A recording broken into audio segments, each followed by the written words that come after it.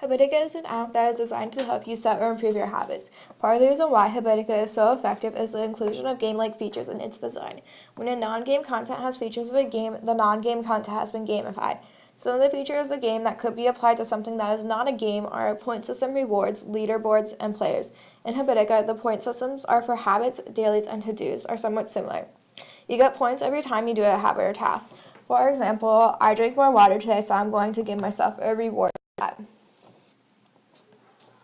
I haven't found an overall leaderboard in Habitica, but if you join a party, there will be a leaderboard. So my party is shown at the top of the screen, so once I scroll over the people in the party, I can see what level they're at. You are the player in Habitica, and you get to create your own avatar, which is going to be seen up here. There are other players too, which can be found in challenges and in parties. This is similar to Pointsification. Pointsification is when a non-game content has been gamified by the use of only points, badges, and leaderboards. Habitica has all of these included in the app.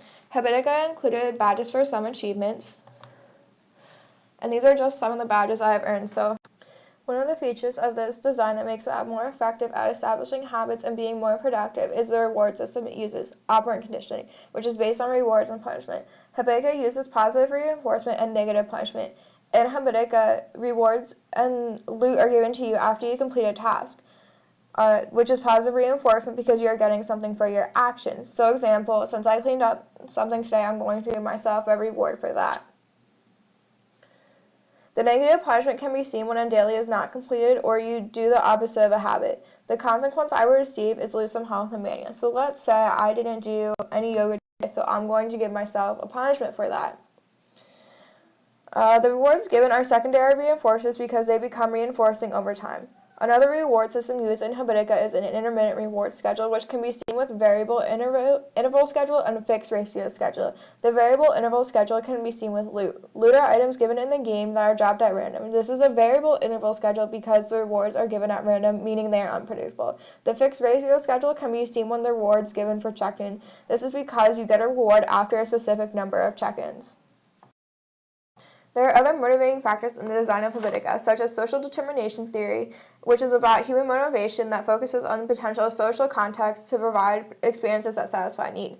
The motivation from this theory is intrinsic rather than extrinsic. This theory has three parts: autonomy, relatedness, and competence. Autonomy is the ability to be your own agent, meaning you get to make your own choices. This can be seen in Habitica when you get to choose your own class at level 10. So at level 10, I chose to be in the rogue class. This can also be seen in the challenges you want to participate in, and there are different types of categories for you to choose from. Relatedness is the need for social connectedness. This can be seen in a party when a quest is started. During a quest, the more people involved, the sooner the quest will be completed. When you're involved in a quest, you feel needed because you are helping complete whatever the task is. Competence is the ability to do something successfully. Competence can be seen when Habitica gives you a huzzah message, but it can also be seen from the feedback messages you receive when you are working on a quest. This makes you feel more productive and successful in the game.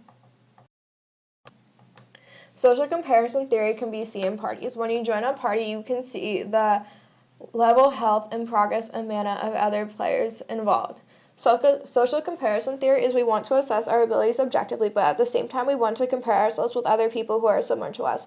Because the party feature of Habitica lets us see that information about the other players, we can easily compare ourselves to them. This contributes to an upward and downward facing comparisons. An upward facing comparison is when we compare ourselves to someone above us, while downward facing comparisons is when we compare ourselves to someone below us. This type of comparison helps drive the competition because we want to be in first place, not second. Overall, I think Habitica is doing what it's designed to do: increase habits and productivity. It helped me with building habits and making sure I did things every day and got work done by when it needed to be done. However, I do feel like I could have accomplished that without the app, but then I wouldn't have gotten rewards or a cotton candy or royal wolf. I feel like it worked for me because of the reward system and the reminders I can set. Even though only somewhat worked for me, doesn't necessarily mean it will only somewhat work for someone else. Someone will find this app that does not work for them at all, but others will find it to be very successful.